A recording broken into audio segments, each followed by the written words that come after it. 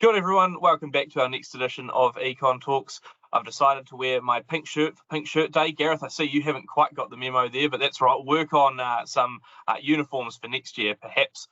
Look, one of the things that we have been seeing in the economy recently, and we've been tracking over quite a period of time, is just how intense the migration uplift across New Zealand has been. It's been peaking at levels that we have literally never seen before, generating the fastest population growth we've seen since the end of the Second World War. I mean, there's a lot of pressure that had been building through there.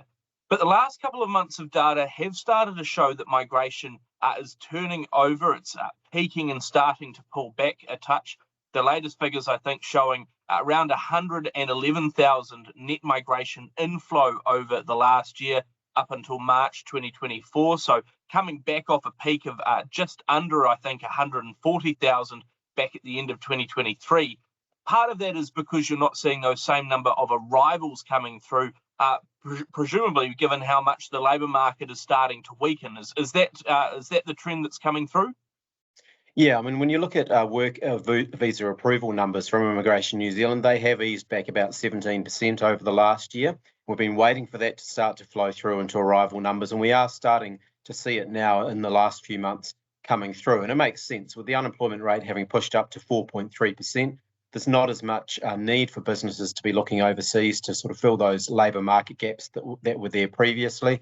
And indeed, as that labour market continues to soften through the course of this year, the appetite from foreigners to come here to work won't be as great either, because there's just simply not the opportunities there. So, yeah, as we'd expect, it's taken a while, and certainly the numbers have got higher than I think we would ever have anticipated, and like you say, higher than we've seen ever historically as well.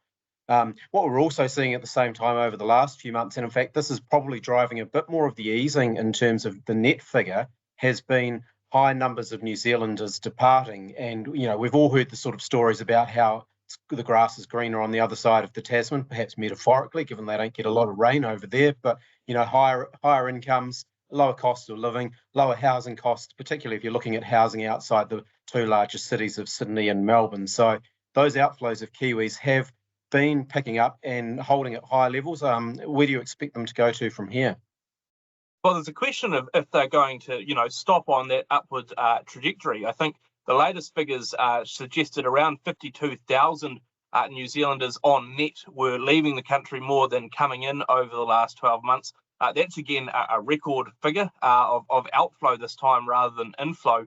If you look at the components as well, the number of people leaving, just purely leaving, continues to sort of increase. The last 3 months alone, some pretty big numbers. Now, those figures are always subject to a bit of revision, so we're not 100% on it yet. But even if you go back into sort of the late stages of 2023, there's enough of those figures that are quite high that do show that people are moving overseas.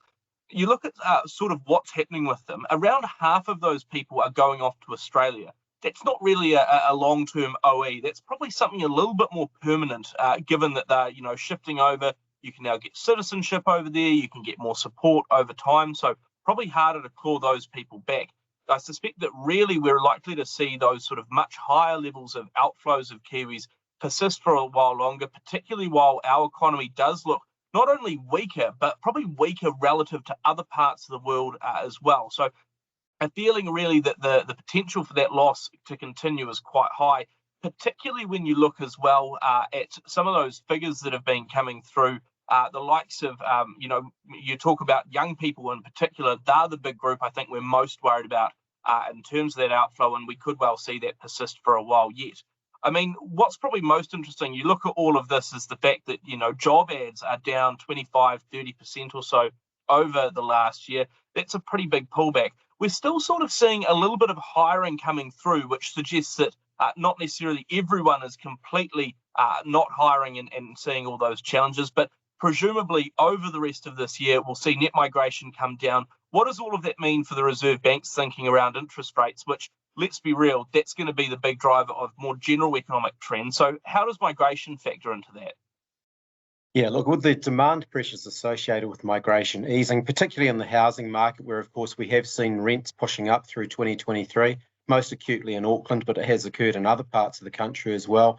I mean, the Reserve Bank, given that the labour market is easing, they won't be too worried about the sort of supply side effects of less migration, because there's just not the same demand for those workers going forward. So look, it helps to take some of those more acute pressures potentially out of the labour market, the ones that were causing the Reserve Bank some concern. And if you look forward to, migration, if it's already down at 111,000, I mean, 80,000 by the end of this year would seem achievable, maybe 40,000 next year if we continue on this path, particularly when you take into consideration the government's change of migration policy around the accredited employer work visa scheme, a tightening up there, which means there's much more focus on skilled workers rather than just opening the door and effectively letting everyone in. So, I mean, the Reserve Bank will probably take heart from the mix of labour market indicators and the sort of shift in inflation, which takes a little bit of heat out of the potential inflationary pressures, but we know in the domestic economy there's still plenty of other sort of domestic pressures for the Reserve Bank to be worrying about around